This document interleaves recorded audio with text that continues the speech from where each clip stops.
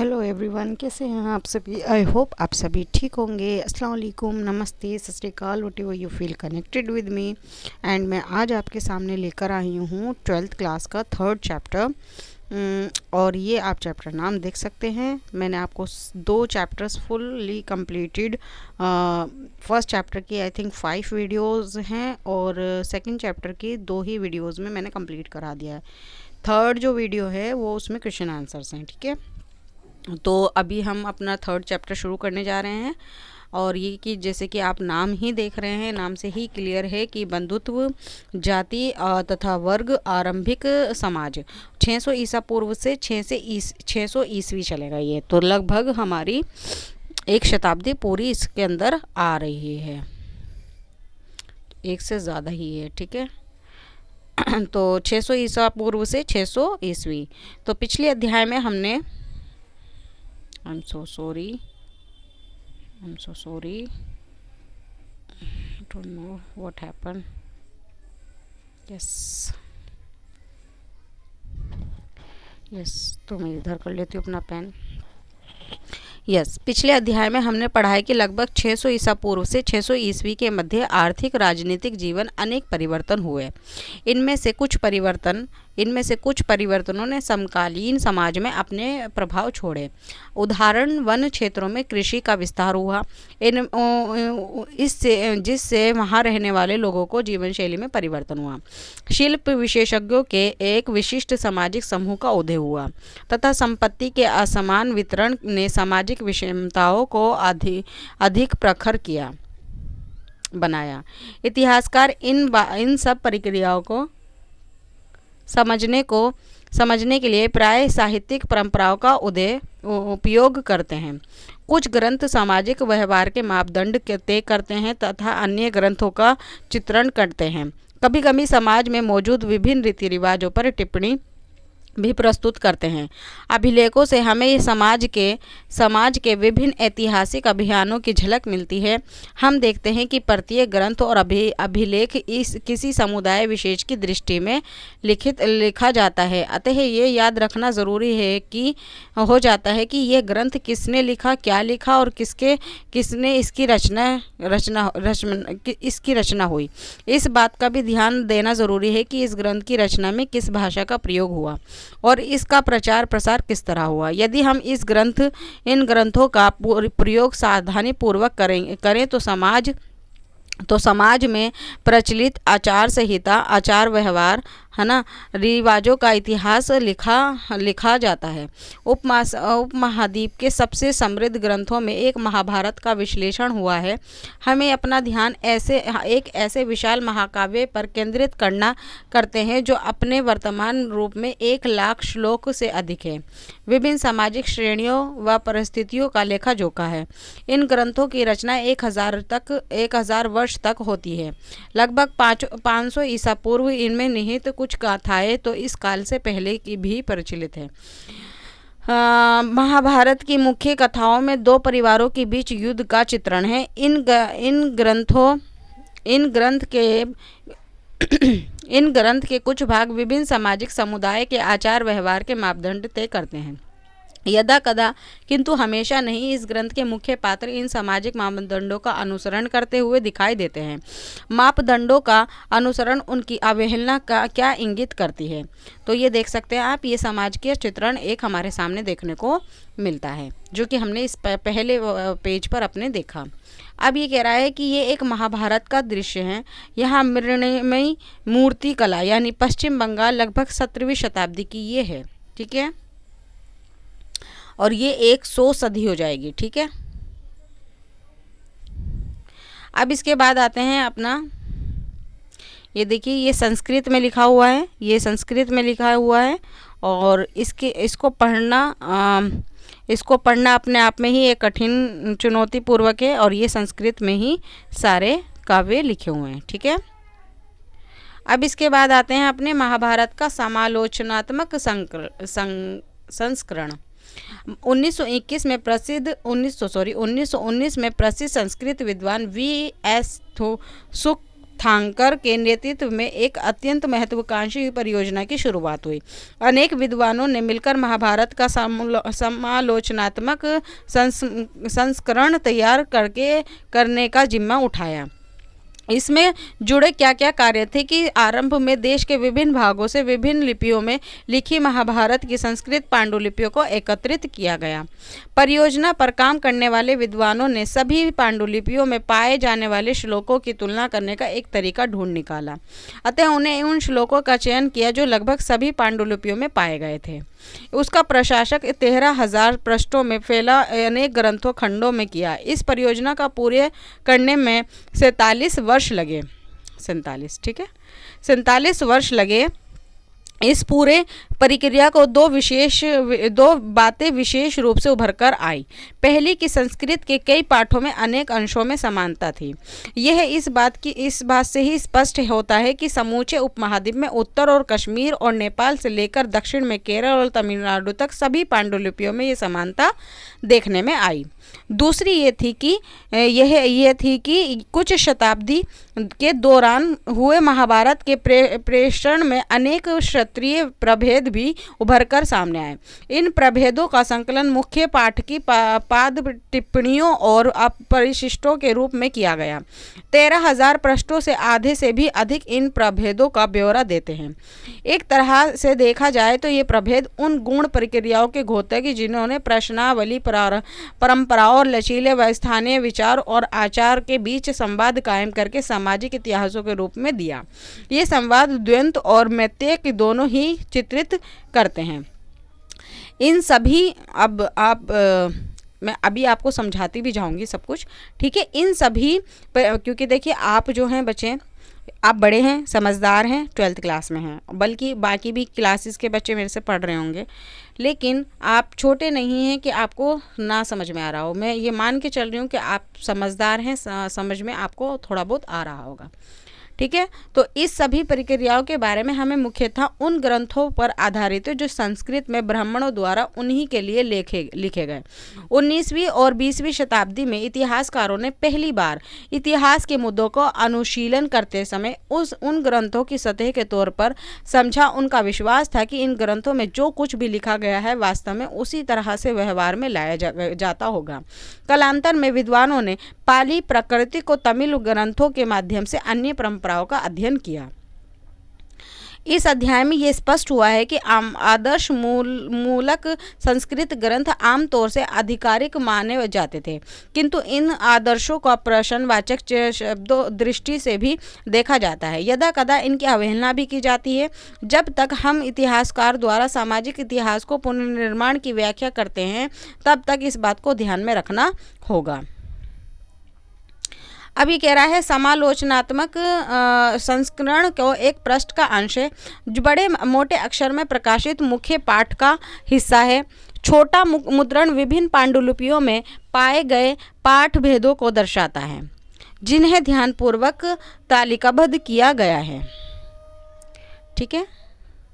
तो इसके बाद आता है हमारा कि बंधुता अविवाह, अनेक नियम और व्यवहार की विभिन्नता। पहले हम ये पढ़ लेते हैं बंधुता क्या होता है कि परिवार और बंधुता के लिए प्रयुक्त शब्द। संस्कृत में कुल शब्द का प्रयोग परिवार के लिए और जाति का बांधवों के बड़े समूह के लिए होता है। पीढ़ी दर पीढ़ी किसी भी कुल के पूर्वज इकट्ठे रूप में एक ही अंश के माने जाते हैं। अब यहाँ पे ये बोल रहा है परिवार के बारे में जानकारी।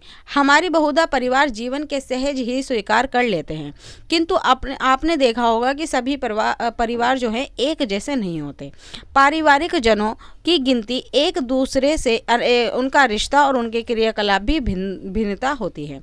कई बार एक ही परिवार के लोग भोजन और अन्य संसाधनों का आपस में मिल बांट कर इस्तेमाल करते हैं, एक साथ रहते और काम करते हैं और अनुष्ठान को भी संपादित करते हैं।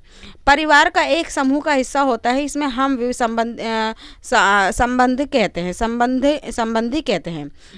तकनीकी भाषा का इस्तेमाल करें तो हम संबंधियों को जाति समूह कह सकते हैं। पारिवारिक रिश्ते नैसर्गिक और रक्त संबंध माने जाते हैं, किंतु इन संबंधों की परिभाषा अलग अलग तरीके से की जाती है। कुछ समाजों में भाई बहन यानी चचेरे मौसेरे आदि खून का रिश्ता माना जाता है, किंतु अन्य समाज में ऐसा नहीं मानते हैं। आरंभिक समाज के संदर्भ में इतिहासकारों को विशिष्ट परिवार के बारे में आसानी से जानकारी मिल जाती है, किंतु सामान्य लोगों के पारिवारिक संबंधों की पुनर्निर्मित करना मुश्किल हो जाता है। इतिहासकार परिवार और बंधुता संबंधी विचारों का भी विश्लेषण करते हैं। इसका अध्ययन इसलिए महत्वपूर्ण होता है क्योंकि इससे लोगों की सोच का पता चलता है। संभवतः इन विचारों में लोगों को क्रियाकलाप को प्रभावित किया होगा। इसी तरह व्यवहार के विचार पर भी असर डाला होगा। अब पितृवांशिक व्यवस्था का अर्थ। अब पितृवांशिकता का अर्थ वह परंपरा जो पिता के पुत्र और पौत्र पौत्रिक आदि से चलती है। मातृवांशिकता का शब्द होता है जब हम तब करते हैं जब वंश माँ से जुड़ी होते हैं। ठीक है, तो आप समझ गए होंगे दोनों का मतलब। अब ये कह रहा है पितृवांशिक व्यवस्था के आदर्श। हम उन बिंदुओं को निर्दिष्ट कर देते हैं जहां बंधुता के रिश्ते में परिवर्तन आया। एक स्तर पर महाभारत इसी की कहानी है। ये बांधवों के दो दलों कौरवों और पांडवों एक सेकेंड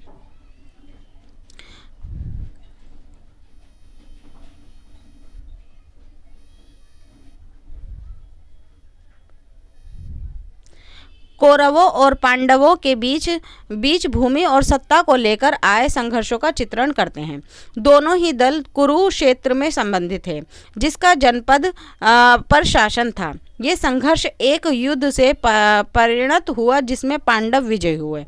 इसके उपरांत पितृवांशिक उत्तराधिकारी को घोषित किया गया। हालांकि पितृवांशिकता महाकाव्य की रचना पहले से ही मौजूद थी। महाभारत के मुख्य कथावास्तु ने इस आदर्श को संतृप्त किया। पितृवांशिक में पिता की मृत्यु के बाद उसके संसाधनों पर राजा के संदर्भ में सिंहासन पर अधिकार जमा सकते हैं। अधिकतर राजवंश लगभग 6वीं शताब्दी ईसा पूर्व से पितृवांशिकता प्रणाली का अनुसरण करते हैं। हालांकि इस प्रथा में विभिन्नता है। तो आप देख सकते हो, ये मैं आपको दिखाती हूँ। ये है हमारा भारत और यहाँ पे कुरु पंचाल क्षेत्र में निकटवर्ती स्थान। तो आप देख सकते हो, ये है हस्तिनापुर, कुरु, शूरसेन, विराट, मत्स्य। देखो जो जहाँ पे महाभारत का युद्ध हुआ था वो कुरुक्षेत्र था।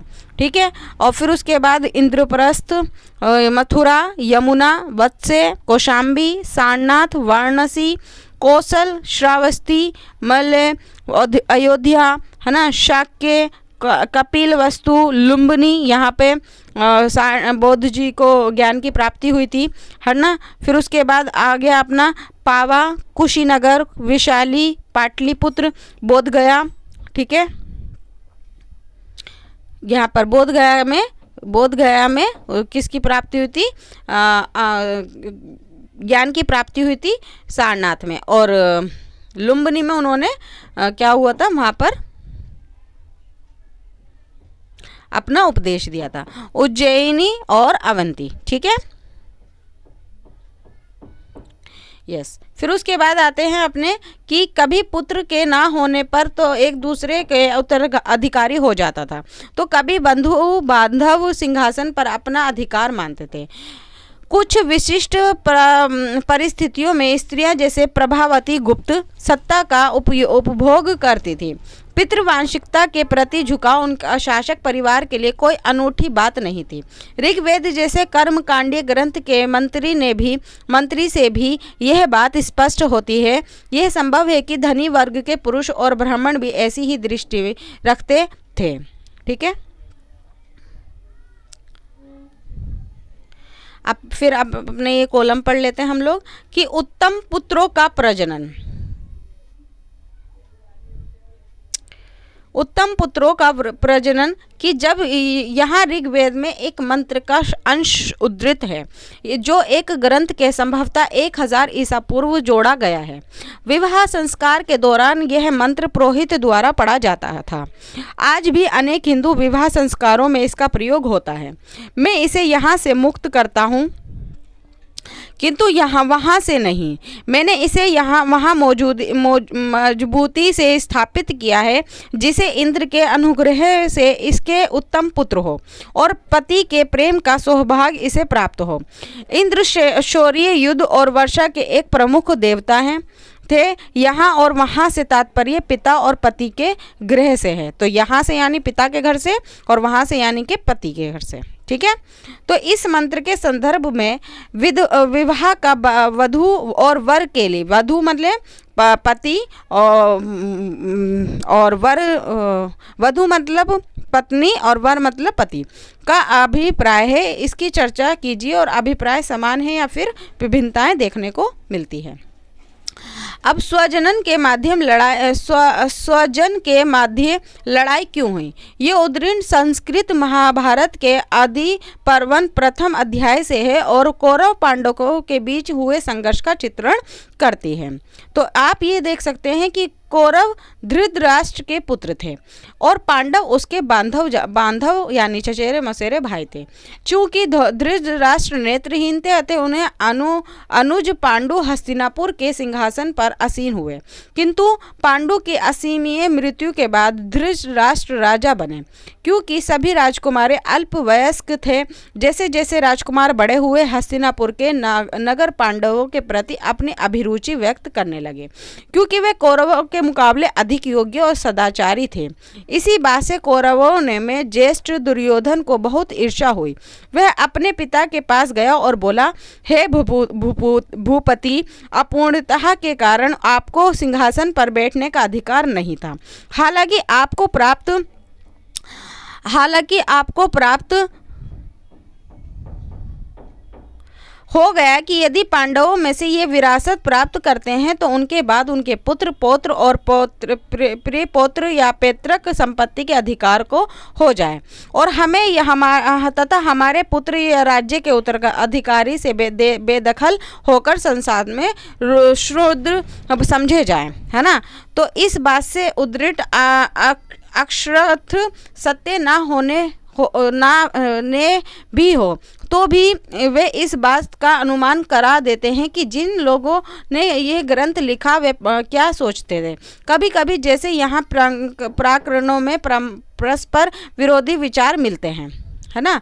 तो ये इसके बारे में है। अब ये बोलते हैं, ये हमारे जो हैं ये क्या बोलते हैं कि ये कह रहे हैं ये उद्धरण पढ़िए और उन सारे मूल तत्वों की सूची तैयार कीजिए जिनका राजा बनने के लिए प्रस्ताव किया गया।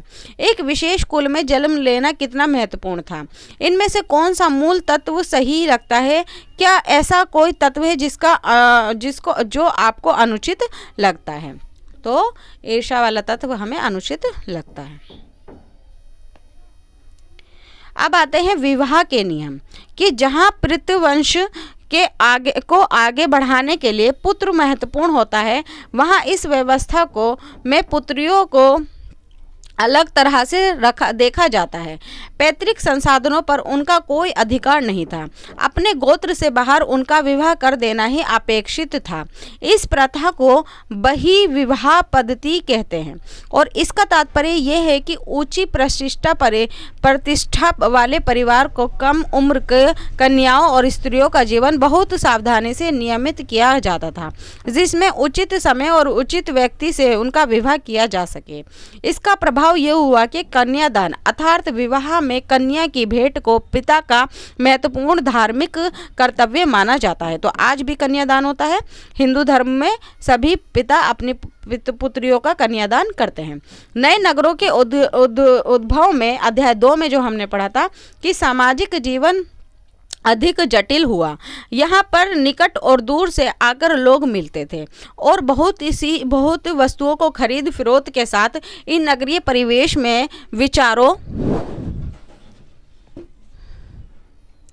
विचारों और का आदान प्रदान होता था। संभवतः यह वजह भी आरंभिक विश्वासों के व्यवहारों पर प्रश्न चिन्ह लगाए गए हैं।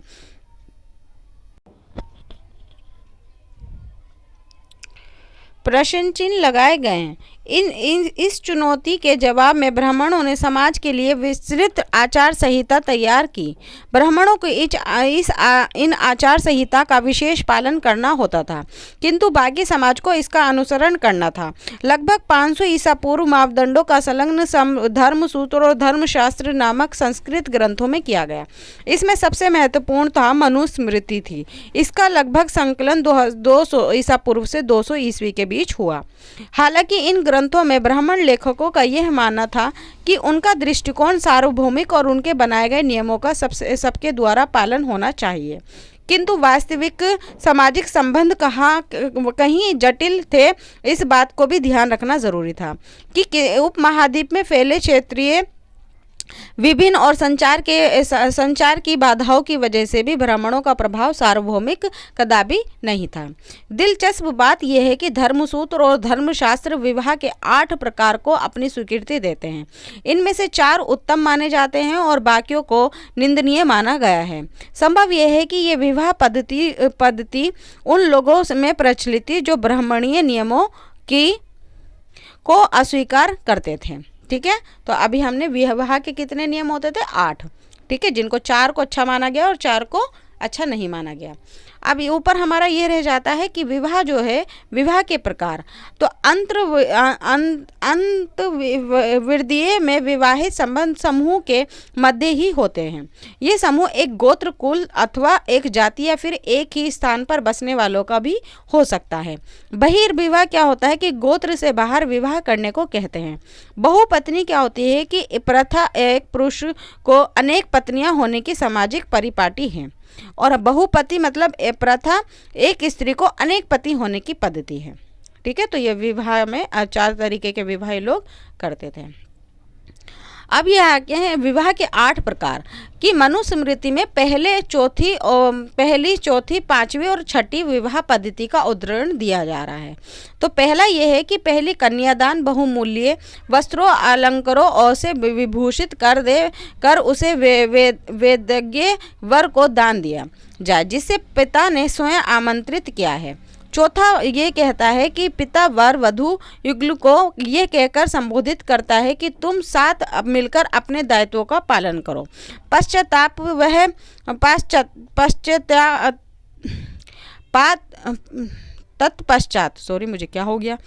तत्पश्चात वह वर का सम्मान कर उसे कन्या का दान करता है। 5वां नियम ये कहता है कि वर को वधू की प्राप्ति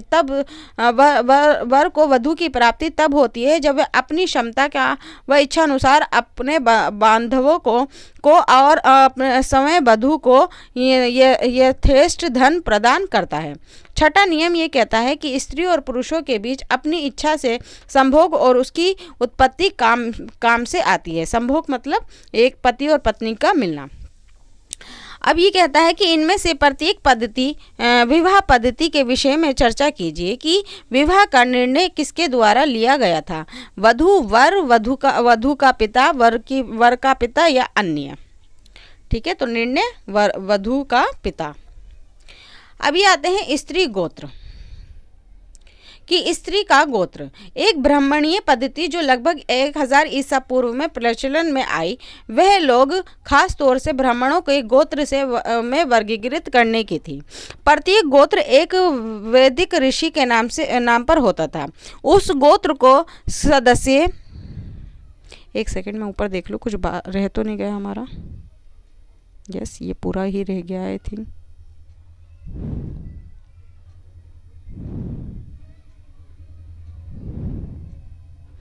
नहीं, तो यहाँ से ये देखते हैं कि वह आमतौर पर ब्राह्मणों के गोत्र का वर्गीकृत करने की थी। प्रत्येक गोत्र एक वैदिक ऋषि के नाम से होता था। अन्य गोत्र की सदस्य ऋषि के वंशज माने जाते थे। गोत्र के 2 नियम महत्वपूर्ण थे। विवाह के पश्चात स्त्रियों को पिता के स्थान पर पति के गोत्र का माना जाता था। तब एक ही गोत्र के सदस्य आपस में विवाह नहीं कर सकते थे। क्या इन नियमों का सामान्य अनुसरण होता था? इस बात को जानने के लिए हम स्त्रियों और पुरुषों का नाम विश्लेषण करना पड़ता है, जो कभी कभी गोत्रों का नाम पद्धति होते थे। हम कुछ नाम सातवाहनों जैसे प्रबल शासकों के वंश से मिलते हैं। इन राजाओं का पश्चिम भारत और दक्कन के कुछ भागों में शासन था। लगभग दूसरी शताब्दी ईसा पूर्व से दूसरी शताब्दी ईस्वी तक सातवाहनों के कई अभिलेख प्राप्त हुए, जिसके आधार पर इतिहासकारों ने पारिवारिक और वैवाहिक रिश्तों का खाका जो है तैयार किया। खाका मतलब एक सूचना लिख लेना एक कागज पर। कुछ सातवाहन राजा बहुपत्नी प्रथा, बहुपत्नी यानी बहुत सारी पत्नियां, अर्थात एक से अधिक पत्नी को मानने वाले थे। सातवाहन राजाओं में विवाह करने वाली रानियों के नाम का विश्लेषण इस तथ्य की ओर इंगित करता है कि उनके नाम गोत्र वशिष्ठ गोत्रों में उद्भव थे, जो उनके पिता के गोत्र थे। इससे प्रतीत होता है कि विवाह के बाद अपने पति कुल के गोत्र का ग्रहण करने की अपेक्षा, जैसे ब्राह्मणीय व्यवस्था में अपेक्षित थी, अपने पिता का गोत्र नाम ही कायम रखा। यह भी पता चलता है कि कुछ रानियां एक ही गोत्र से थीं तथा वही विवाह पद्धति के नियम के विरुद्ध थे। वस्तुतः यह उदाहरण एक वैकल्पिक तथा प्रथा अंतर्विवाह पद्धति अर्थात बहु बंधुओं में विवाह संबंध को दर्शाता है, जिसका प्रचलन दक्षिण भारत के कई सदस्यों में भी है। बांधवों, ममेरे, चचेरे भाई इत्यादि के लिए साथ में जोड़े गए विवाह संबंध की वजह से एक सुसंगठित समुदाय उभर पाते हैं।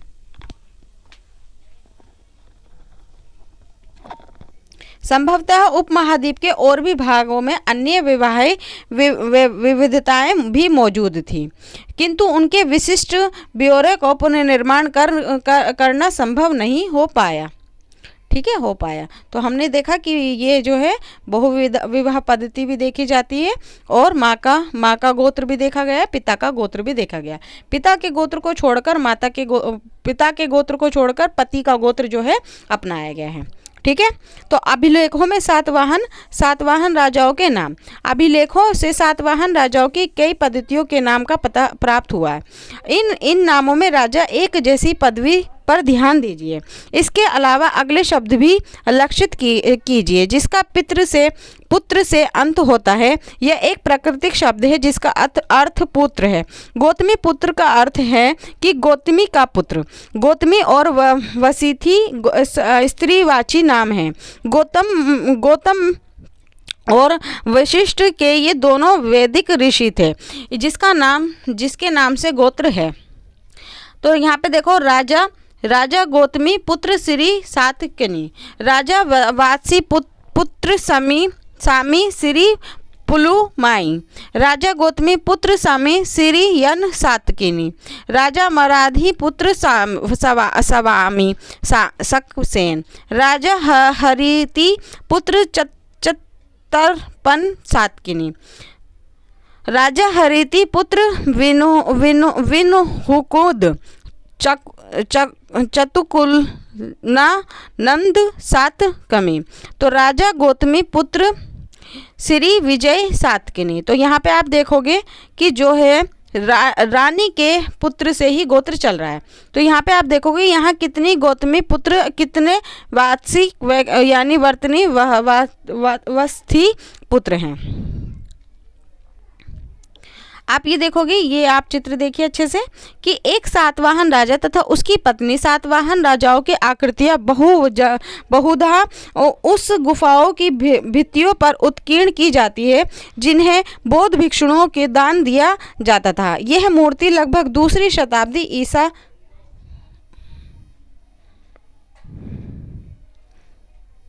हाँ जी, यह मूर्ति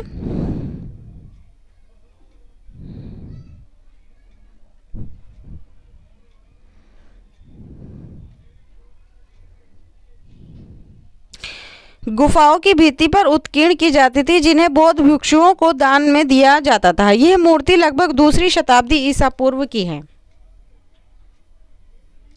आप देखोगे कि उपनिषदों में मात्र नाम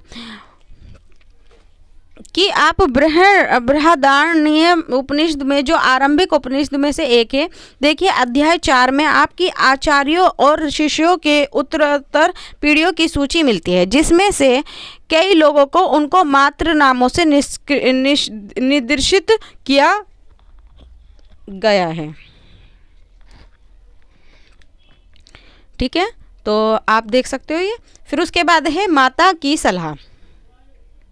महाभारत में उल्लेख मिलता है कि जब कौरवों और पांडवों के बीच युद्ध अश्व या भावी, तो गंधारों ने अपने ज्येष्ठ पुत्र दुर्योधन से युद्ध न करने की विनती की।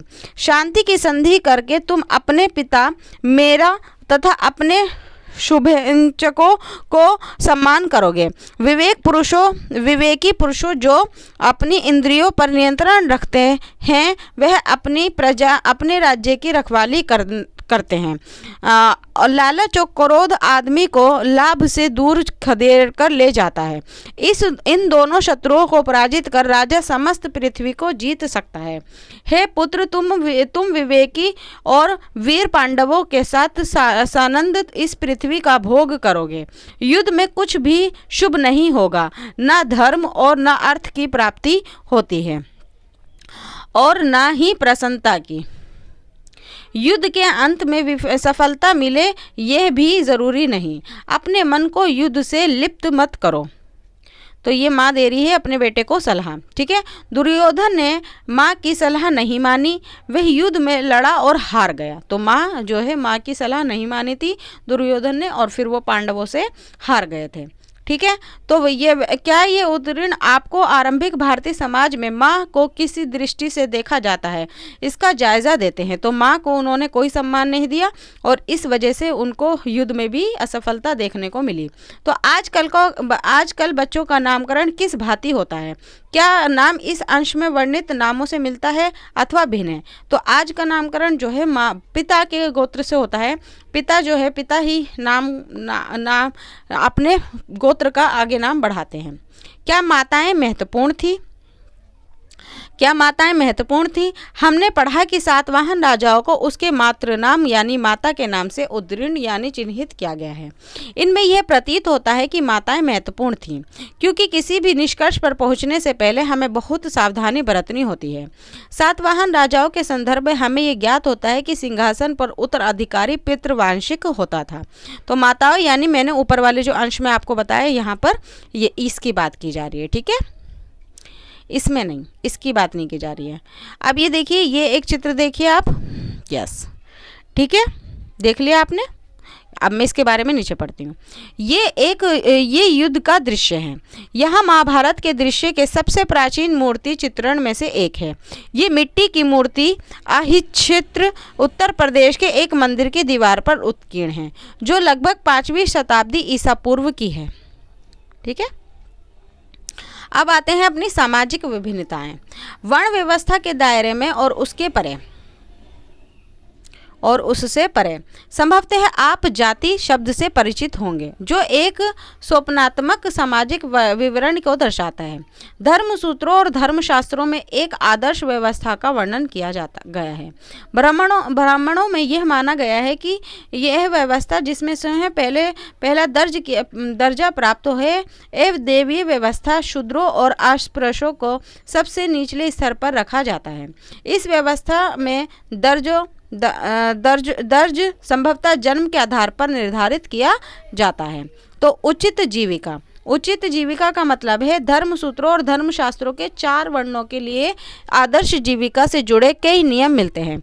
ब्राह्मणों का अध्ययन वेदों की शिक्षा, यज्ञ करवाना, इसका काम दान देना और लेना है। क्षत्रियों का धर्म युद्ध करना, लोगों की रक्षा करना, न्याय करना, वेद पढ़ना, यज्ञ करना, दान दक्षिणा देना था। अंतिम 3 कार्य वेश्यों के लिए भी थे कि साथ ही उनमें कृषि, गोपालन, व्यापार का कार्य भी अपेक्षित था। शूद्रों के लिए मात्र एक ही जीविका थी, तीनों उच्च वर्णों की सेवा करना। इन नियमों का पालन करवाने के लिए ब्राह्मणों ने 2-3 नीतियाँ अपनाई। एक, जैसे कि हमने पहले पढ़ा है कि यहाँ बताया गया है कि वर्ण व्यवस्था की उत्पत्ति एक देवीय व्यवस्था है। दूसरा, वे शासकों को यह उपदेश देता है कि वे इस व्यवस्था के नियमों का अपने राज्यों में अनुसरण करें। तीसरा ये कि उन्होंने लोगों के यह विश्वास दिलाने का प्रयत्न किया कि उनका प्रतिष्ठा जन पर आधारित है, किंतु ऐसा करना असमान बात नहीं थी। अतः इन मानदंडों को बहुधा महाभारत जैसे अनेक ग्रंथों में वर्णित कहानियों के द्वारा बल दिया गया जाता था। एक देवी व्यवस्था, चलिए देखते हैं पहले ये देवी व्यवस्था कि एक देवी व्यवस्था आप अपनी मान्यता को प्रमाणित करने के लिए बहुधा ब्राह्मण बहुधा ऋग्वेद के पुरुष सूक्त मंत्र को उद्धृत करते हैं, जो आदि मानव पुरुष की बलि का चित्रण करता है। जगत के सभी तत्व अपने चारों वर्ण शामिल हैं, इनमें पुरुषों के शरीर से उपजे हैं। ब्राह्मण उसका मुंह था, उसकी भुजाएं से क्षत्रिय निर्मित हुआ। वैश्य उसकी जांघ थी, उसके पैर शूद्र से उत्पन्न हुए हैं। तो मैंने आपको ये पहले भी समझाया कि मान लीजिए ये हमारा शरीर है, यहाँ सिर को जो है वो है ब्राह्मण को दिया गया है, ब्राह्मण यहाँ पे उपस्थित है ना। और ये जो है यज्ञ करेंगे, पढ़ेंगे, अपनी ही संतानों को आगे देंगे। क्षत्रिय जो है भुजाओं से है और इसकी रक्षा करना, यज्ञ करवाना ये भी काम था। और वैश्य जो है ये जांघ से होते थे और पेट से जांघ तक आते थे, जिनका काम कृषि करना, व्यापार करना, पशुपालन करना, शिकार मशवरा ये सब करना। और पैर जो है, जो तलवे होते हैं, ये जो पैर हैं हमारे, ये बिल्कुल माने गए हैं शूद्र की उत्पत्ति। ये क्या करते हैं, तीनों वर्णों की सेवा करते हैं और इनकी गंदगी अपने सर पर उठाकर ले जाते हैं। तो आपको क्या लगता है कि ब्राह्मण इस युक्त को बहुधा क्यों उद्धृत करते हैं? तो बहुधा भाई अपने ही बारे में, अपने ही उचित कुल के बारे में बताने के लिए करते हैं। तो उचित सामाजिक कर्तव्य, महाभारत के आदि पर्व के एक कहानी उद्धृत। एक बार ब्राह्मण द्रोण के पास, जो कुरु वंश के राजकुमारों को धनु विद्या की शिक्षा देते हैं, एकलव्य नामक वनवासी निषाद शिकारी समुदाय आया। द्रोण ने जो धर्म समझाते थे उसे शिष्य के रूप में स्वीकार करने से मना कर दिया। एकलव्य ने वन में लौट कर मिट्टी से द्रोण की प्रतिमा बनाई और अपने गुरु मानकर वह स्वयं ही तीर चलाने का अभ्यास करने लगा, क्योंकि वो शूद्र जाति से थे। ठीक है, समय के साथ वे तीर चलाने में सिंहस्त हो गए। एक दिन कुरु राजकुमार अपने कुत्ते के साथ जंगल में शिकार करते हुए एकलव्य के समीप पहुंच गए। कुत्ते काले मृग की चमड़ी के वस्त्र में लिपटे निषाद को देखकर भौंकने लगा। वह क्रोधित होकर एकलव्य ने एक साथ 7 तीर चलाए, उसका मुंह बंद कर दिया। जब कुत्ता लौटा तो पांडव तीरंदाजी का यह अद्भुत दृश्य आश्चर्यचकित हो गया। उन्होंने एकलव्य को तलाशा, उसने स्वयं को द्रोण का शिष्य बताया। द्रोण ने अपने प्रिय शिष्य अर्जुन से एक बार कहा था कि वह अपनी सभी शिष्यों में अद्वितीय तीरंदाज बनेगा। अर्जुन ने द्रोण को उसका यह प्रण याद दिलाया। द्रोण एकलव्य के पास गया, जिसने उन्हें अपना गुरु मानकर प्रणाम किया। तब द्रोण ने अपने गुरु दक्षिणा के रूप में एकलव्य से उसके दाहिने हाथ का अंगूठा मांग लिया। एकलव्य ने फौरन गुरु का अपना अंगूठा काटकर दे दिया। तब एकलव्य तीर चलाने से उतना तेज नहीं रहे। इस तरह द्रोण ने अपने अर्जुन को दिए वचन का मान भी निभाया। कोई भी अर्जुन से बेहतर धनुधारी नहीं रहा। ठीक है, तो ऐसा माना जाता है कि ये जो है इस कहानी में शिष्य ने अपने गुरु के सम्मान करते हुए अपनी जो मेन ताकत थी, दाहिने हाथ का अंगूठा, वही दे दिया। और ये भी माना जाता है कि इस टाइम गुरु जी ने भी ये गलत करा, क्योंकि एक ने सब कुछ मानकर, द्रोण को अपना गुरु मानकर धनुविद्या सीखी और आपने अर्जुन को यहाँ पर सब कुछ उसका निछावर करके एक ही के हाथ में दे दिया। तो यहाँ पे गुरु जी की भी बात को माना जाता है, नकारा जाता है। इस कहानी के द्वारा निषादों को कौन सा संदेश दिया जा रहा है? क्षत्रियों को इसमें क्या संदेश मिलेगा? क्या आपको लगता है कि एक ब्राह्मण के रूप में द्रोण धर्मसूत्र का अनुसरण कर रहे थे, जबकि वे धनु विद्या की शिक्षा दे रहे थे? तो उन्होंने धर्म का, जो गुरु का सही मान होता है, वो उसका मान नहीं रखा। ठीक है, अब यहाँ आता है अक्षत्रिय राजा। अक्षत्रिय राजा। शास्त्रों के अनुसार केवल क्षत्रिय राजा हो सकता था, किंतु अनेक महत्वपूर्ण राजवंशों की उत्पत्ति अन्य वर्णों से भी हुई। मौर्य वंश, जिन्हें एक विशाल साम्राज्य पर शासन किया, के उद्भव पर गर्मजोशी से बहस होती रही। बाद के बौद्ध ग्रंथों में यह इंगित किया गया है कि वे क्षत्रिय थे, किंतु ब्राह्मणीय शत्रु उन्हें निम्न कुल का मानते हैं। शुंग और कर्ण जैसे जो मौर्य के उत्तराधिकारी थे, ब्राह्मण थे। वास्तुतः राजनीतिक सत्ता का उपभोग कर वह व्यक्ति कर सकता था जो समर्थन और संसाधन जुटा सके। राजत्व क्षत्रिय कुल में जन्म लेने वाले शायद ही निर्भर करता था।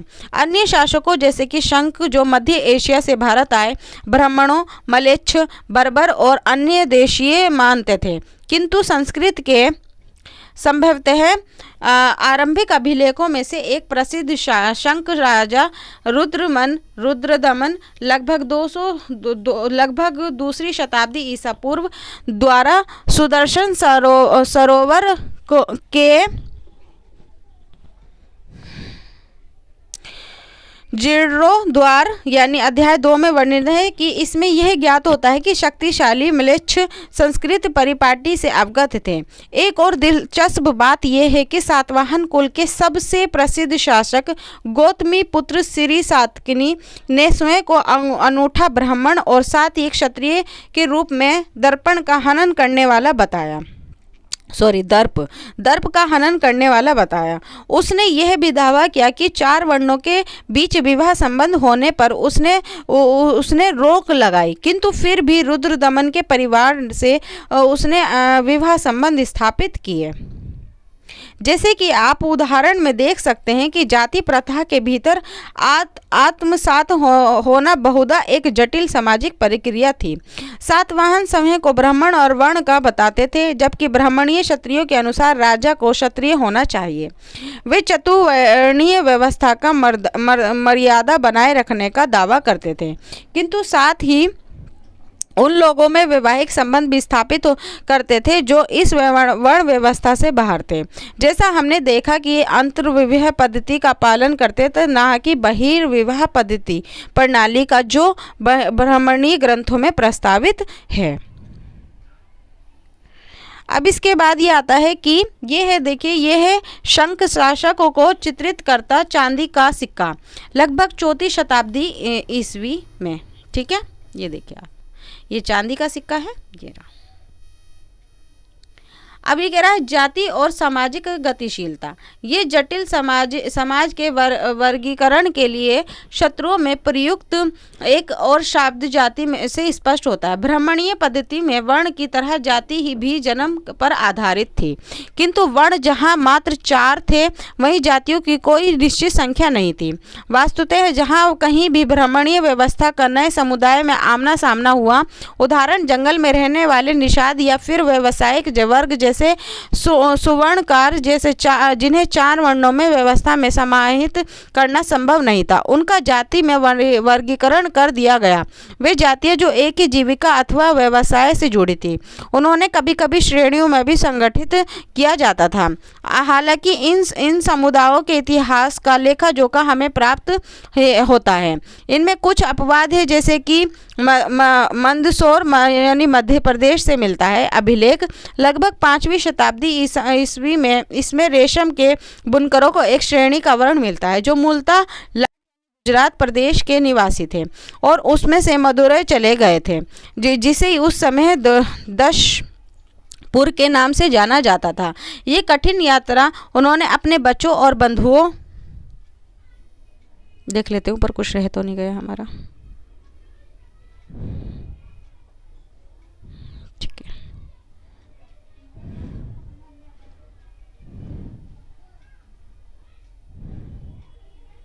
हाँ जी, ये कठिन यात्रा उन्होंने अपने बच्चों और बंधुओं के साथ संपन्न की। उन्होंने वहाँ के राजा के महानत के बारे में सुना था, अतः वे अपने राज्य में बसना चाहते थे।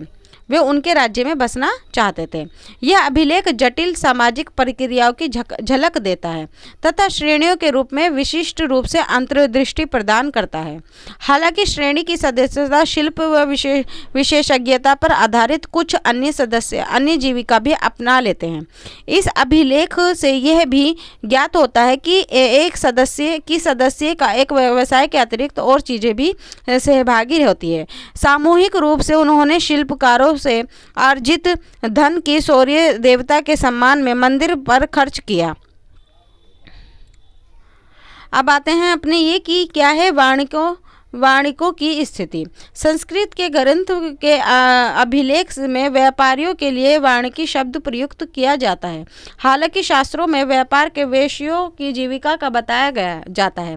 अन्य स्रोतों में अधिक जटिल पारिस्थितिक देखने को मिलती है, जैसे शूद्रकों के नाटकम मृच्छकटिकम लगभग 4वीं शताब्दी ईस्वी में नायक चारुदत्त को ब्राह्मण वाणिकी बताया गया है। 5वीं शताब्दी ईस्वी में एक अभिलेख में 2 भाइयों को क्षत्रिय वाणिकी कहा गया है, जिन्होंने एक मंदिर के निर्माण के लिए धन दिया था। ठीक है, अब आते हैं अपने रेशम बुनकरों में क्या किया कि निम्नलिखित अंश संस्कृत के एक अभिलेख से उद्धृत है कि कुछ लोगों को संगीत में अत्यंत प्रेम है जो कानों को प्रिय होता है। अन्य को गर्व है कि सैकड़ों उत्तम जीविका के रचयिता होने का इस तरह के अनेक कथाओं से परिचित है। अन्य विनती भाव से उत्तम धार्मिक व्याख्या में तल्लीन हैं। कुछ लोग अपने धार्मिक अनुष्ठानों में श्रेष्ठ हैं। इसी तरह वे अपने पर निग्रह रखने वाले वैदिक खगोल शास्त्र से प्रांगत है और अन्य युद्ध करने में शूरवीर शास्त्रों का अन्वेषण करते हैं। अब आते हैं कि आपको लगता है रेशम बुनकर उनकी जीविका का पालन कर रहे थे जो उनके लिए शास्त्रों में तय की गई थी।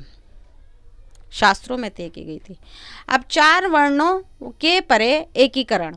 तो उपमहाद्वीप में पाए जाने वाले विविधताओं के वजह से यह हमेशा ऐसा समुदाय रहा है जहाँ पर ब्राह्मणीय विचारों का कोई प्रभाव नहीं पड़ता। संस्कृत साहित्य में जब ऐसे समुदायों का उल्लेख आता है तो कई बार एक विचित्र, असभ्य और पशुवत चित्रित किया जाता है। कुछ ऐसे उदाहरण वन प्रांतर में बसने लगे हैं लोगों के, जिनके लिए शिकार और कंदमूल संग्रह करना जीवन निर्वाह का महत्वपूर्ण साधन था। निषाद वर्ग, जिसमें एक लव्य जुड़ा माना जाता है, इसी का उदाहरण है। यायावर पशुपालक के समुदाय भी जो शंख की दृष्टि में देखा जाता है, क्योंकि उनको आसानी से बसे हुए कृषि कर्मियों के सांचे के अनुरूप नहीं ढाला जा सकता था। यदा कदा उन लोगों को जो संस्कृत भाषाई थे उन्हें मलेच्छ कहकर ये हर्ष दृष्टि से देखा जाता था, किंतु इन लोगों के बीच विचारों और मतों का आदान प्रदान होता था। उनके संबंधों के स्वरूप के रूप हमें महाभारत की कथाओं से ज्ञात होता है।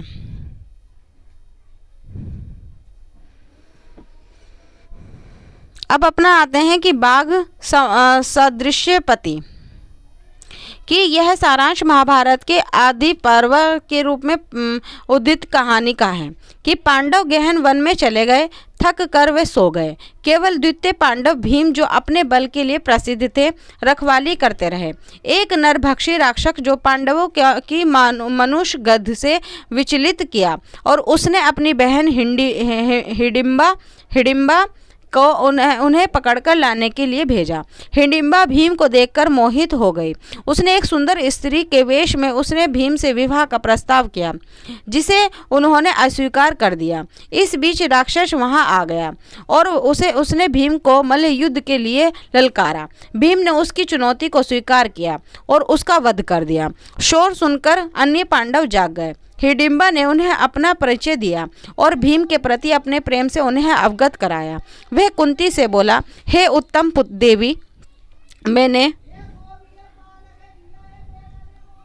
वे बोले, हे उत्तम देवी, मैंने मित्र बांधा और अपने धर्म का भी परित्याग कर दिया है और अपने भाग्य दृश्य पुत्र का अपने पति के रूप में चयन किया है। आप चाहे मुझे मूर्ख समझे अथवा अपनी संप्रतित दासी, कृपया मुझे अपना लें तथा आपका पुत्र मेरा पति हो। ठीक है, तो ये किन से पूछ रहे हैं? कुंती से पूछ रहे हैं। ठीक है, अंततः युधिष्ठिर इस शर्त पर विवाह के लिए तैयार हो गए कि भीम दिन भर हिडिंबा के साथ रहकर रात्रि में उनके पास आ जाएंगे। यह दंपति दिन भर सभी लोगों की सैर करते। समय आने पर हिडिंबा ने एक राक्षस पुत्र को जन्म दिया। उसका नाम घटोत्कच रखा। पश्चात माँ और पुत्र पांडवों को छोड़कर वन में चले गए, किंतु घटोत्कच ने यह प्रण किया कि जब भी पांडवों को उसकी जरूरत होगी वह उपस्थित हो जाएगा। कुछ इतिहासकार का यह मत है कि राक्षस उन लोगों को कहा जाता था जिनके आचार व्यवहार उन मापदंडों से भिन्न थे जिनका चित्रण ब्राह्मणीय ग्रंथों में हुआ। तो आप देख सकते हो कैसे हिडिंबा ने विवाह संबंध में पुत्र को घटोत्कच को जो है जन्म दिया। अब 4 वर्णों से परे अधीनता और संघर्ष। ब्राह्मण कुछ लोगों के वर्ण व्यवस्था वाले सामाजिक प्रणाली के बाहर मानते थे। साथ ही उन्होंने समाज के कुछ वर्णों को अस्पृश्य घोषित कर दिया, सामाजिक वैषम्य की ओर अधिक प्रखर बनाया। ब्राह्मणों को यह मानना था कि कुछ कर्म, खास तौर से जो अनुष्ठानों के संपादन से जुड़े थे, पुनीत और पवित्र थे। अतः अपने को पवित्र मानने वाले लोग अस्पृश्यों से भोजन नहीं स्वीकार करते थे।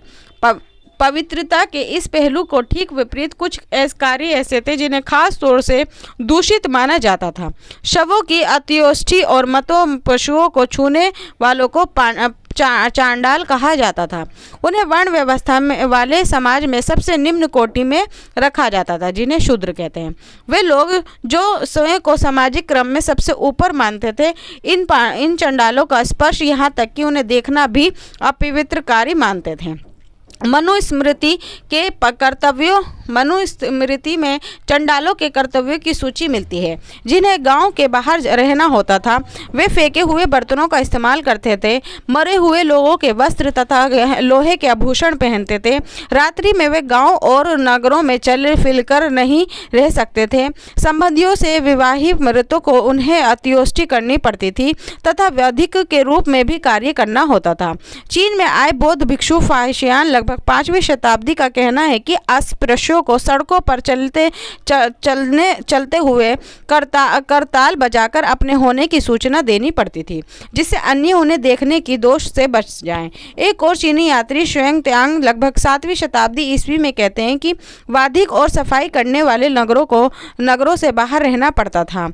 ब्राह्मणीय ग्रंथों में चित्रित चांडालों के जीवन का विश्लेषण कर इतिहासकारों ने यह जानने का प्रयास किया कि क्या चांडालों ने शत्रुओं को निर्धन अपने हीन जीवन को स्वीकार कर लिया था। यदा कदा इन ग्रंथों का चित्रण और ब्राह्मणीय ग्रंथों में हुए चित्रण में समानता है, परंतु कभी कभी हमें ये सामाजिक विभिन्नता वास्तविकता का भी संकेत मिलता है। तो आप देख सकते हो कि शूद्र व्यवस्था इतनी खतरनाक थी कि उनके जीवन को एक कैसा बना दिया, उन्होंने अभिशाप के रूप में बना दिया। ठीक है, तो अभी हमने ये पढ़ लिया कि इस सारांश में आप व्यवहारों को अब्राह्मणीय प्रतीत होता है। ठीक है, ये पढ़ लिया है हमने। अब ये क्या कहते हैं कि एक भिक्षु का चित्रण, पत्थर की मूर्ति, गंधार, लगभग 30 शताब्दी ईस्वी में ये हमने देखा है। ठीक है, अब आते हैं बोधिसत्व एक चंडाल के रूप में कि क्या चंडालों ने अपने समाज को सबसे निचली श्रेणी में रखे जाने का प्रतिरोध किया, यानी उसके बदले में बोले। क्या कहानी पढ़िए जो पाली में लिखी जो मातंग जातक से ली गई। इस कथा में बोधिसत्व पुनर्जन्म में बुद्ध एक चांडाल के रूप में चित्रित हैं। ठीक है, तो कुछ रह तो नहीं गए? नहीं। अब एक बार एक बोधिसत्व ने बनारस नगर के एक चंडाल के पुत्र के रूप में जन्म लिया। उसका नाम मातंग था। एक दिन वे किसी कारणवश नगर में गए और वहां उनकी मुलाकात दिथित मालिनिक नाम का एक व्यापारी के पुत्र से हुई। उन्हें देखकर वे चिल्लाई, मैंने कुछ अशुभ देख लिया है। यह कहकर उसने अपनी आंखें धोई। उसके क्रोधित सेवकों ने मातंग की पिटाई की। विरोध में मातंग व्यापारी के घर के दरवाजे के बाहर जाकर लेट जाए। सातवें रोज घर के लोगों ने बाहर आकर दिथ का उन्हें सौंप दिया। दिथ उपवास के क्षीण हुए मातंग को लेकर चंडाल बस्ती में आई। घर लौटने पर मातंग ने संसार त्यागने का निर्णय किया। अलौकिक शक्ति हासिल करने का उपरांत वह बनारस लौटे। उन्होंने दिंथ से विवाह कर लिया। मांडव्य कुमार नामक उनका पुत्र हुआ। बड़े होने पर उसने 3 वेदों का अध्ययन किया। प्रत्येक दिन वह 16,000 ब्राह्मणों को भोजन करवाता था। एक दिन फटे वस्त्र पहने मिट्टी का शिक्षा पात्र हाथ में लिए मातंग अपने पुत्र के दरवाजे पर आए और उन्होंने भोजन मांगा। मांडव्य ने कहा कि एक पतित आदमी प्रतीत होता है, अतः भिक्षु के योग्य नहीं, भोजन ब्राह्मणों के लिए है। मातंग ने उत्तर दिया, जिन्हें अपने जन्म पर गर्व है वे अज्ञानी हैं, वे भेंट के पात्र नहीं हैं। इसके विपरीत जो लोग दोष मुक्त हैं वे भेंट के योग्य हैं। मांडव्य ने क्रोधित होकर अपने सेवकों से मातंग को घर से बाहर निकालने को कहा। मातंग आकाश में जाकर अदृश्य हो गए।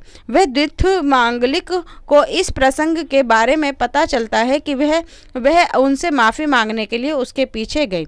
मातंग ने उससे कहा कि वह क्रोधित भिक्षा पात्र में बचे हुए भोजन का कुछ अंश मांडव्य तथा ब्राह्मणों को दे दे। तो आप देख सकते हो कि इसका भी विरोध होता था। इस कथा में उन तत्वों की ओर इंगित कीजिए जिन्हें ये ज्ञात हो कि वह मातंग के नजरिए में लिखे गए हैं। ठीक है, तो आप ये कह रहे हैं चर्चा कीजिए इस प्रकरण में कौन से स्रोत हैं जिन्हें यह ज्ञात होता है कि लोग ब्राह्मणों द्वारा बताई गई जीविका का अनुसरण करते हैं। कौन से स्रोत हैं जिन्हें अलग संभावनाओं का जानकारी मिलती है। अब आते हैं कि जन्म के परे तो जन्म के परे की संसाधन और प्रतिष्ठा। यदि आप अध्याय 2 में वर्णित आर्थिक संबंधों पर विचार करेंगे तो देखेंगे कि दास, भूमिहीन, खेतिहर, मजदूर, शिकारी, मछुआरा, पशुपालक, किसान, ग्राम मुखिया, शिल्पकार, वर्णित राजा सभी का उपमहाद्वीप के विभिन्न हिस्सों में सामाजिक अभियान के रूप में उद्यत हुआ। उनके सामाजिक स्थान पर इस बात पर निर्भर है कि आर्थिक संसाधनों पर उनका कितना नियंत्रण है। अब यह विशेष संसाधनों में इस बात का परीक्षण करेंगे कि संसाधनों पर नियंत्रण में क्या सामाजिक आशियत है। संपत्ति पर स्त्री और पुरुषों की भिन्न अधिकार। हम महाभारत के एक महत्वपूर्ण प्रकरण पर विचार करेंगे कि कौरवों और पांडवों के बीच लंबे समय से चली आ रही प्रतिस्पर्धा के फलस्वरूप दुर्योधन ने युधिष्ठिर को ध्रुत क्रीड़ा के लिए आमंत्रित किया। युधिष्ठिर ने अपनी प्रतिद्वंदी द्वारा धोखा दिए जाने के कारण इस ध्रुत में स्वर्ण हस्ती, रथ, दास, सेना, कोष, राज्य और अपनी प्रजा की संपत्ति, अनुजनों और फिर स्वयं को भी दांव पर लगाकर गवा बैठे। इसके उपरांत उन्होंने पांडवों की पत्नी द्रौपदी को भी दांव पर लगाया और उसे भी हार गए। संपत्ति के स्वामित्व के मुद्दे पर इस कहानी में वर्णित है कि धर्म सूत्र जो और धर्मशास्त्रों में भी उठाए गए। मनुस्मृति के अनुसार पैतृक जायदाद का माता पिता की मृत्यु के बाद सभी पुत्रों में समान रूप से बंटवारा किया जाना चाहिए, किंतु ज्येष्ठ पुत्र विशेष भाग का अधिकारी था। स्त्रियों का पैतृक संसाधन में हिस्सेदार की मांग नहीं कर सकती थी, किंतु विवाह के समय मिले उपहार पर स्त्रियों का स्वामित्व माना जाता था। उन्हें स्त्री धन यानी स्त्री का धन की भी संज्ञा दी जाती थी। इस संपत्ति को उनकी संपत्ति विरासत के रूप में प्राप्त कर सकती थी। इस पर उसके पति का कोई अधिकार नहीं होता था, किंतु मनुस्मृति स्त्री को पति की आज्ञा के विरुद्ध पारिवारिक संपत्ति अन्य बहुमूल्य धन के गुप्त संचय के विरुद्ध भी चेतावनी देती हैं कि अपने एक धनवान वाकाटक महिषी प्रभवती गुप्त, यानी कि किंतु अधिकतर साक्ष्य अभिलेखी है कि वे साहित्य इस बात की ओर इशारा करते हैं कि यद्यपि उच्च वर्ग की महिलाएं संसाधनों पर अपनी पेट कर रखती है, सामान्य भूमि पशु और धन पर पुरुषों का ही नियंत्रण था। दूसरी शताब्दी में स्त्री और पुरुषों की भी सामाजिक हैसियत की भिन्नता संसाधनों पर उनके नियंत्रण की विभिन्नता की वजह से अधिक मुखर हुई। तो आप देख सकते हो कि यहाँ पर संपत्ति को लेकर किस तरह चर्चा की गई है। अब ऊपर ये पढ़ते हैं कि द्रौपदी के प्रश्न। ऐसा माना जाता है कि द्रौपदी युधिष्ठिर से यह प्रश्न किया कि वह उसे दांव पर लगाने से पहले स्वयं को हार बैठे थे अथवा नहीं। इस प्रश्न के उत्तर में दो भिन्न मतों का प्रस्तुत किया गया है कि प्रथम तो यह कि यदि युधिष्ठिर ने स्वयं को हार जाने के पश्चात द्रौपदी को दांव पर लगाया तो यह अनुचित नहीं, क्योंकि पत्नी पर पति का नियंत्रण सदैव रहता है। दूसरा यह है कि यदि एक दासत्व स्वीकार करने वाले पुरुष जैसे उस क्षण युधिष्ठिर थे किसी और को दांव पर नहीं लगा सकता था। इस मुद्दे पर कोई निष्कर्ष नहीं निकाला और अंततः धृतराष्ट्र ने सभी पांडवों और द्रौपदी को उनकी निजी स्वतंत्रता पुनः लौटा दी। तो द्रौपदी का चीर हरण हुआ था, है ना। तो ये आप देख सकते हो, सारी स्टोरीज में ये दिखाया जाता है। क्या आपको ऐसा लगता है कि यदि प्रकरण इस बात की ओर इंगित करता है कि पत्नियों को पतियों की निजी संपत्ति माना जाए? ठीक है, तो अब अपने यहाँ पर आते हैं कि स्त्री और पुरुष, ठीक है, स्त्री और पुरुष किस प्रकार संपत्ति अर्जित करते थे। तो पुरुषों के लिए मनुस्मृति कहती है कि मनुस्मृति एक बुक है, ठीक है। धन अर्जित करने के 7 तरीके हैं। विरासत, खोज, खरीद, वजित करके, निवेश कार्य तथा निवेश द्वारा तथा सज्जनों द्वारा दी गई भेंट को स्वीकार करके। तो ये 7 तरीके बताए गए हैं पुरुषों द्वारा। स्त्रियों के लिए संपत्ति अर्जित करने के 6 तरीके हैं। वैवाहिक अग्नि के लिए सामने तथा वधू गमन के समय मिली भेंट, स्नेह के प्रति के रूप में तथा माता पिता द्वारा दिए गए उपहारों के लिए अतिरिक्त प्रवृत्ति काल में मिली भेंट, ये सब कुछ जो अनुरागी पति से उसे प्राप्त हो। ठीक है, तो यहाँ पे बोल रहे हैं कि स्त्री पुरुष किस तरह धन प्राप्त कर सकते थे, इसकी तुलना कीजिए, वे अंतर भी स्पष्ट कीजिए। अब आते हैं अपने कि वर्ण और संपत्ति का अधिकार। ब्राह्मणीय ग्रंथों के अनुसार संपत्ति पर अधिकार एक और आधार लैंगिक आधार के अतिरिक्त वर्ण था। जैसे हमने पढ़ा है कि शूद्रों के लिए एकमात्र जीविका ऐसी सेवा थी जिसमें हमेशा उनकी इच्छा शामिल नहीं होती थी। हालांकि 3 उच्च वर्ण के पुरुषों के विभिन्न जीविका का संभव रहता था। यदि इन सब विधाओं को वास्तव में कार्यान्वित किया जाता है तो ब्राह्मण और क्षत्रिय सबसे धनी व्यक्ति होते थे।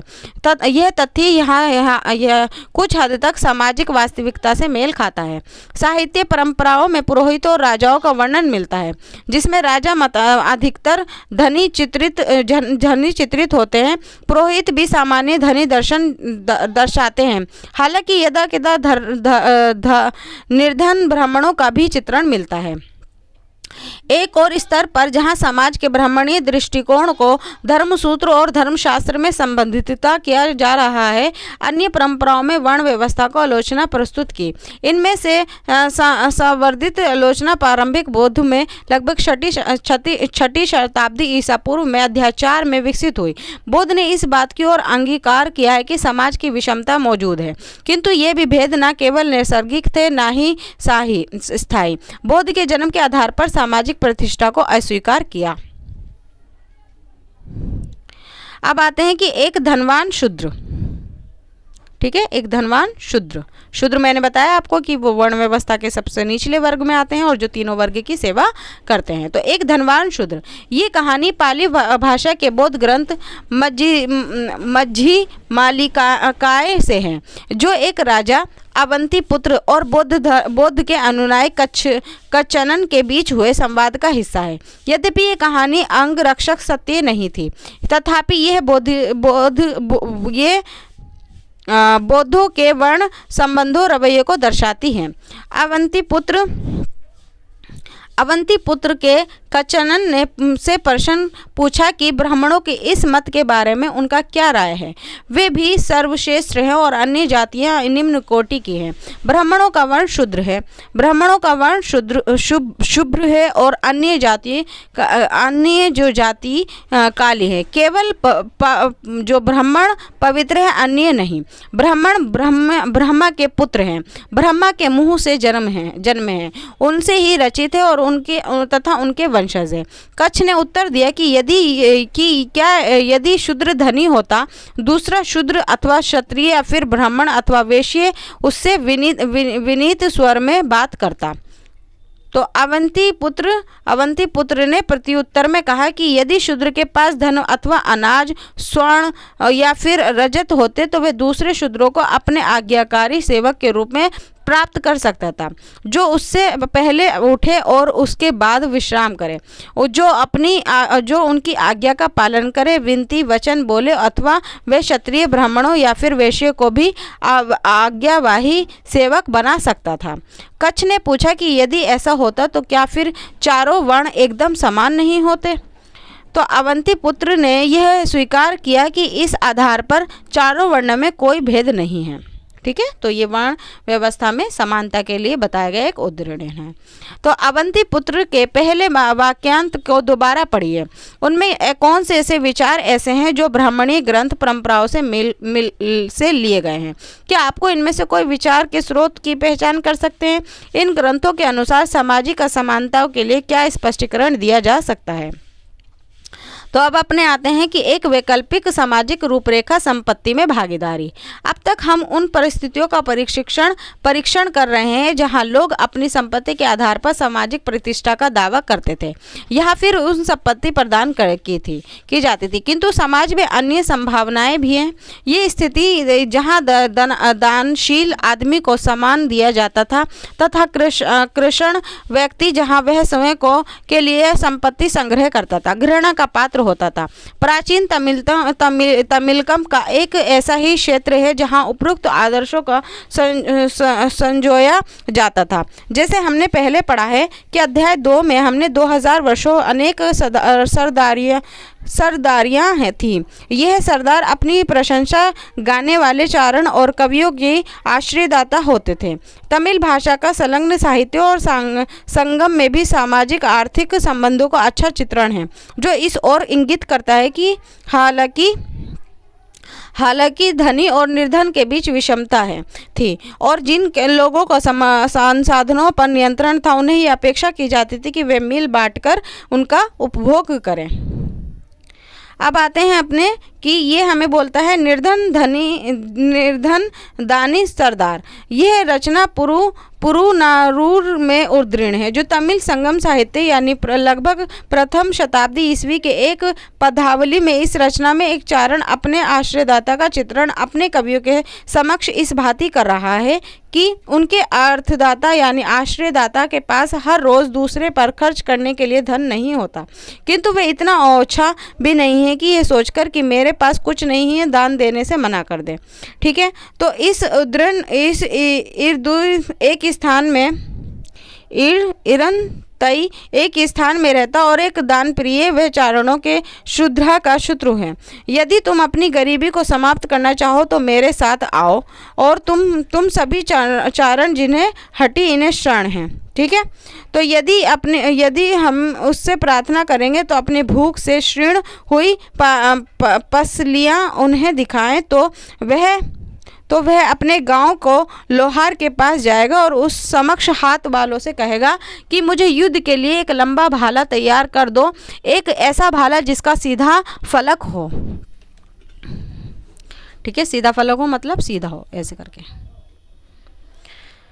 हाँ जी, फिर उसके बाद ये बोल रहे हैं कि ये है एक सरदार का अनुयायी पत्थर का मूर्ति यानी अमरावती यानी आंध्र प्रदेश लगभग 2री शताब्दी ईस्वी में मिला है। ठीक है, मूर्तिकार ने सरदार व उसके अनुयायी के बीच अंतर को कैसे दर्शाया? तो देख सकते हो कि सरदार जो है वो ऊंचा है और जो है अनुयायी उसके निकट है और छोटा है। ठीक है, तो चारण ने सरदार को दानी बताने के लिए किस तरह के दांवपेच अपनाए, धन अर्जित करने के लिए सरदार को क्या करना होता था जिससे वह उसके कुछ अंश चारण को दे सके। ठीक है, फिर अपने आते हैं कि चर्चा कीजिए कि वर्तमान समाज में सामाजिक रिश्ते किस तरह परिचालित होते हैं। क्या यह अतीत के सामाजिक रिश्तों से मिलते जुलते हैं अथवा भिन्न हैं? तो वर्तमान में थोड़े से मिलते जुलते हैं और थोड़े भिन्न हैं। ठीक है, तो सामाजिक विषमताओं की व्याख्या, एक सामाजिक बंधुत्व अनुबंध। बौद्ध ने समाज में फैली विषमताओं के संदर्भ में एक अलग अवधारणा प्रस्तुत की। साथ ही समाज में फैले अंतर्विरोधियों को नियमित करने के लिए जिन साधनों की आवश्यकता थी उस पर अपना दृष्टिकोण रखा।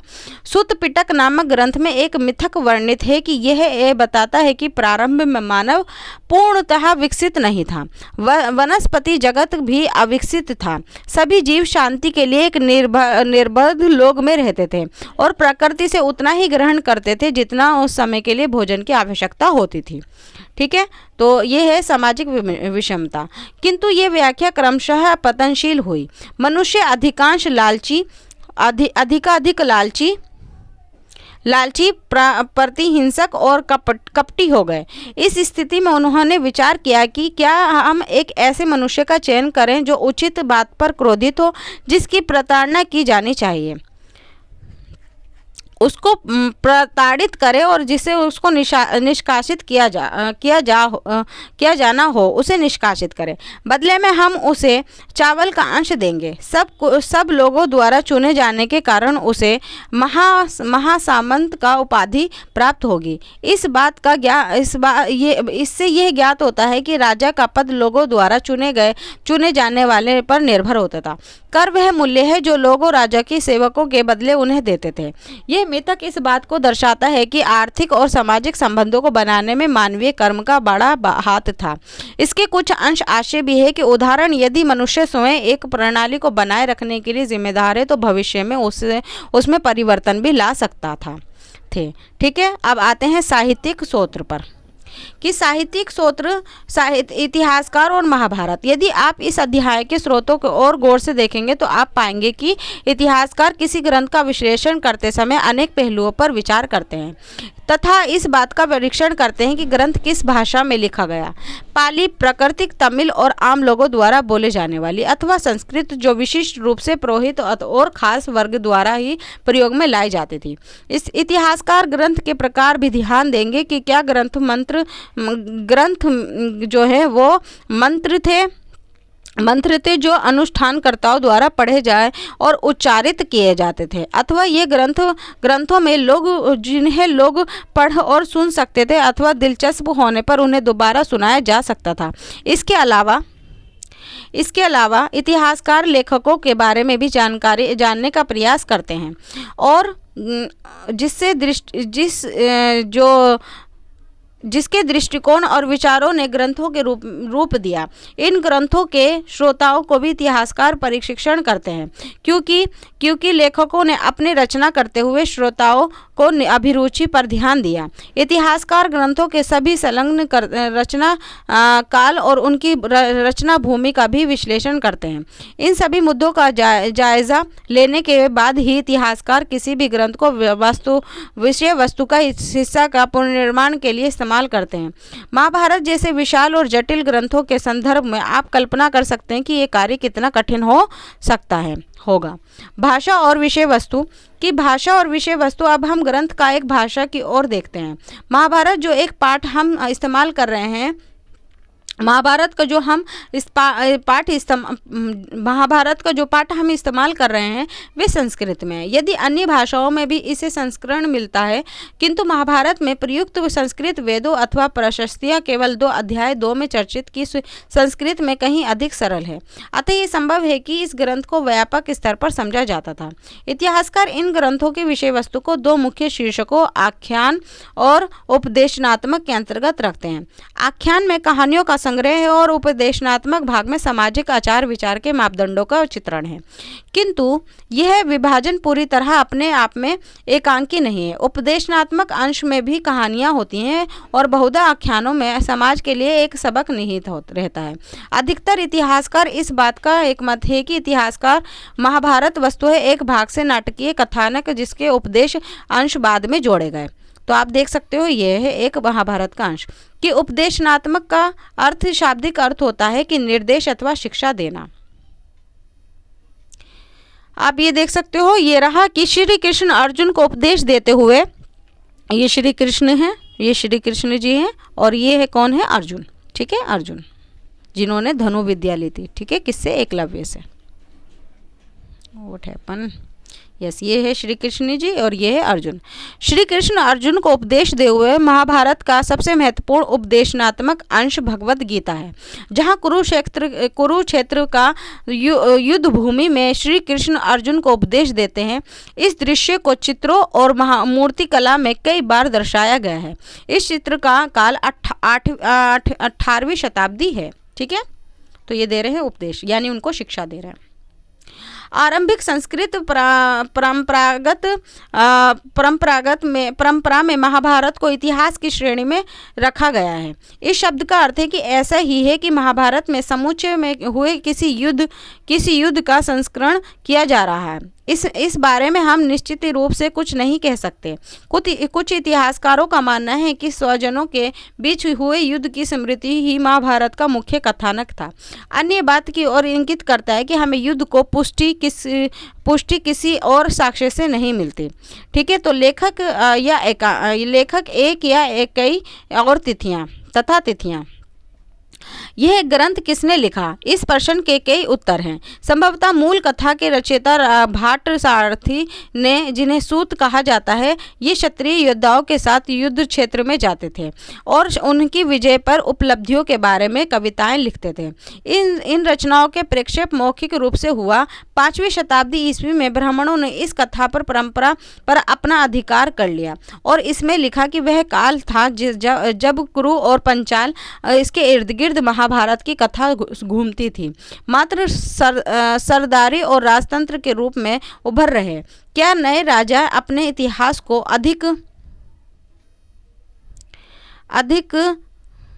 नियमित रूप से लिखना चाहते थे? यह भी संभव है कि राज्य की स्थापना समय होने उथल पुथल के कारणों पुरोहित सामाजिक मूल्य के स्थान पर नवीन मापदंडों के स्थापना हुई। इस कहानी का कुछ भाग वर्णित मिलता है कि लगभग 200 ईसा पूर्व से 200 ईस्वी के बीच हम इस ग्रंथ के रचना काल का एक चरण देखते हैं। यह वह समय था जब विष्णु देवता को अपनी आराधना प्रभावी हो रही थी तथा श्री कृष्ण जो महाकाव्य की महत्वपूर्ण नायकों में से हैं, उनका विष्णु के रूप बताया जा रहा है। कालांतर में लगभग 200 से 400 ईस्वी के बीच मनुस्मृति से मिलते जुलते बृहत उपदेशनात्मक प्रकरण महाभारत में जोड़े गए। इन सब परिवर्धनों के कारण ये ग्रंथ जो अपने प्रारंभिक रूप में संभव 10,000 श्लोकों में से भी कम होगा, बढ़कर 1,00,000 श्लोक होने वाला हो गया। साहित्य परंपरा में इस बृहत रचना के रचयिता ऋषि व्यास माने जाते हैं। तो महाभारत के कौन है लेखक? ऋषि व्यास। ठीक है, तो अब यहाँ पर आते हैं कि ये हैं, देखिए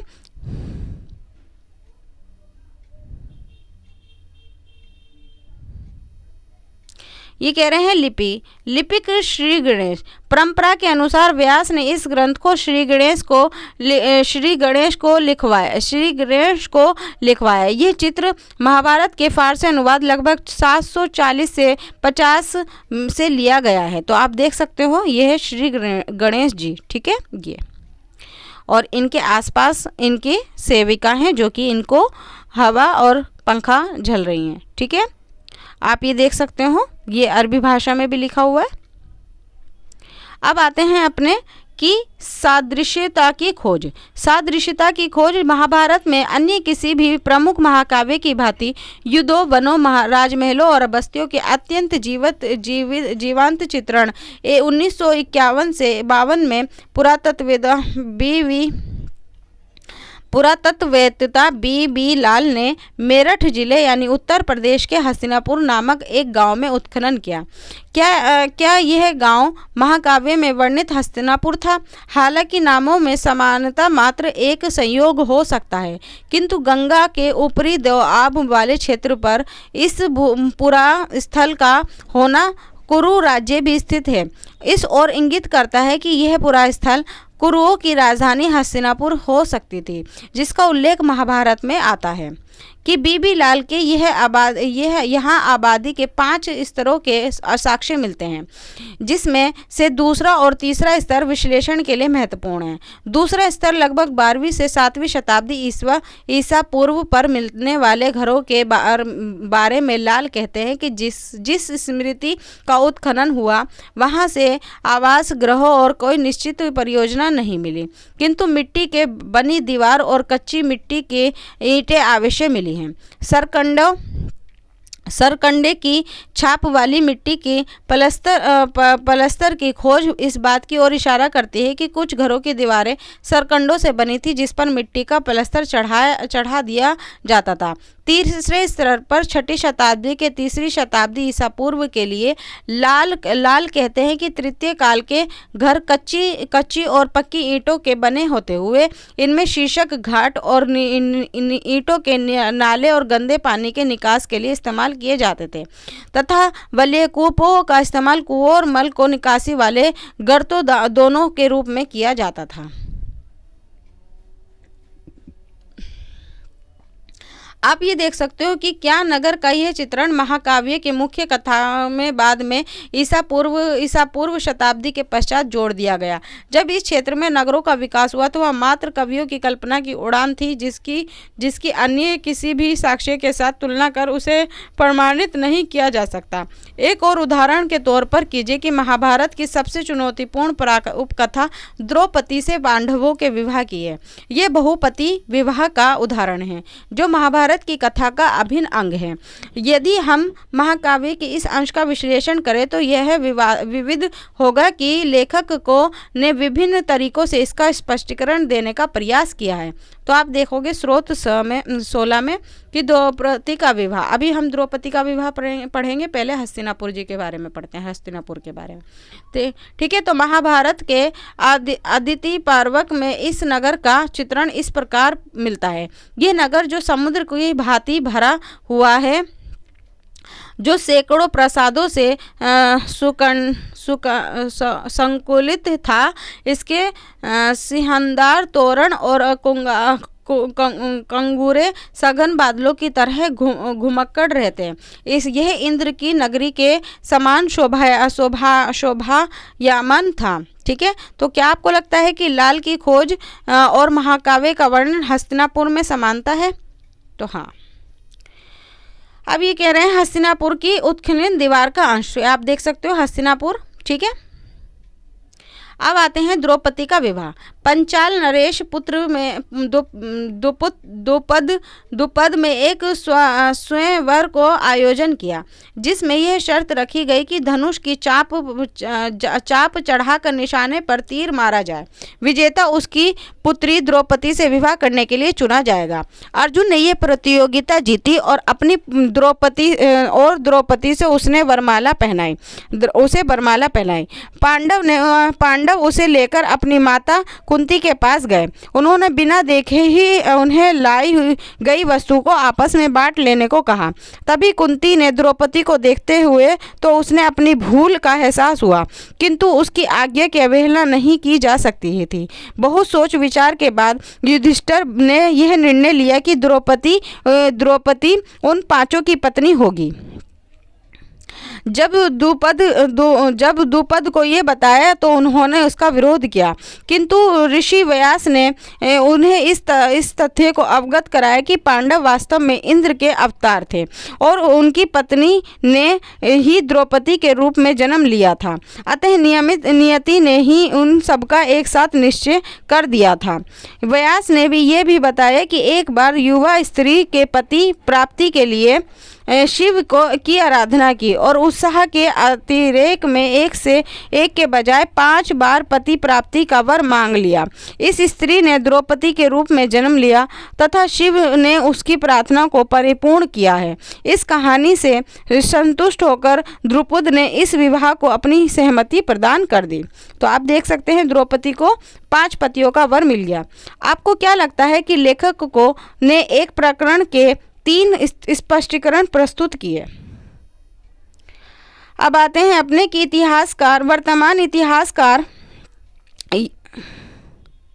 वर्तमान इतिहासकारों को ये सुझाव है कि लेखक को द्वारा बहुपति विवाह संबंध का चित्रण इस बात की ओर इंगित करता है कि संभवतः ये प्रथा शासकों को विशिष्ट वर्गों से किसी काल में मौजूद थी, किंतु साथ ही इस प्रकरण के विभिन्न स्पष्टीकरण इस बात की व्यंजित करते हैं कि उस समय बहुपति प्रथा उन ब्राह्मणों में अमान्य हो गई जिन्होंने कई शताब्दियों के दौरान इस ग्रंथ को पुनर्निर्मित किया। कुछ इतिहासकार इस तथ्य की ओर भी ध्यान दिलाते हैं कि यद्यपि ब्राह्मणों की दृष्टि में बहुपति तथा अमान्य और अवांछित थी, यह हिमालय क्षेत्र में प्रचलन में थी और आज भी है। यह भी कही जाती है कि युद्ध के समय स्त्रियों को कमी के कारण बहुपति प्रथा को अपनाया गया। दूसरे शब्दों में कहें तो संकट की स्थिति में इसे अपनाया गया। कुछ आरंभिक स्रोतों के तथ्य को पुष्टि करते हैं कि बहुपति प्रथा ना तो एकमात्र विवाह पद्धति और ना ही ये सबसे अधिक प्रचलित था। फिर भी ये इस ग्रंथ को रचनाकार इस प्रथा को महाभारत के प्रमुख पात्रों के साथ अभिन्न रूप से जोड़कर देखा। हमें यह बात ध्यान में रखनी चाहिए कि सृजनात्मक साहित्य की अपनी कथा अपने संबंधी ज़रूरतें होती हैं जो हमेशा समाज और मौजूद वास्तविकता को नहीं दर्शाता। अब आते हैं अपने एक गतिशील ग्रंथ। महाभारत का विकास संस्कृत के पाठ के साथ ही समाप्त नहीं हो गया। शताब्दी के इस महाकाव्य के अनेक पाठांतर भिन्न भिन्न भाषाओं में लिखे गए। ये सब उन संवादों को दर्शाते हैं जो उनके अन्य लेखों और समुदायों के बीच कायम हुए।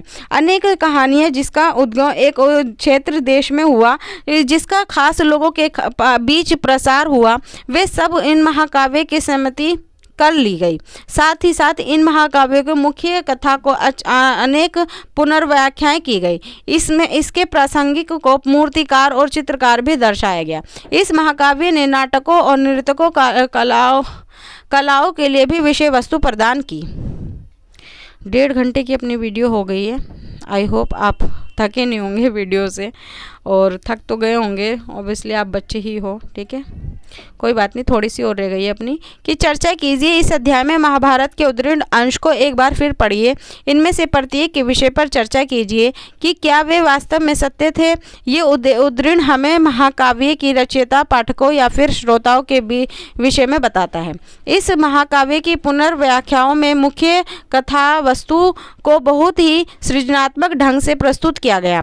हम ऐसे ही एक उदाहरण का उल्लेख करते हैं कि महाभारत के एक प्रसंग का रूपांतरण समसामयिक बंगला लेखिका महाश्वेता देवी ने किया, जो शोषण के विरुद्ध अपनी आवाज़ उठाने के लिए प्रसिद्ध है। इस उदाहरण में उन्हें महाभारत की मुख्य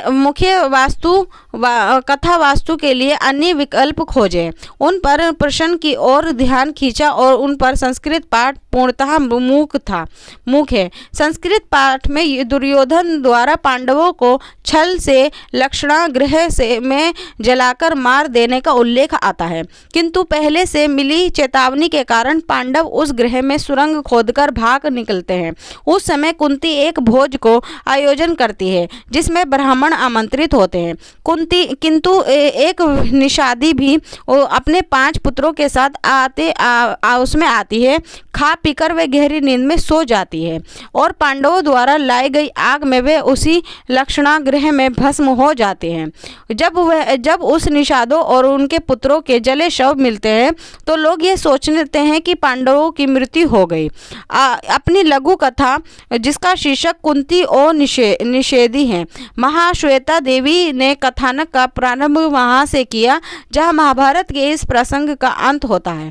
उन्होंने अपनी कहानी का संयोजन एक वन प्रातर में किया और जहां महाभारत के युद्ध के बाद कुंती रहने लगी। कुंती के पास अब अपने अतीत के विषय में सोचने का समय है। पृथ्वी जो प्रकृति के प्रतीक है, उसे बात करते हुए वह अपनी त्रुटियों का अंगीकार करती है।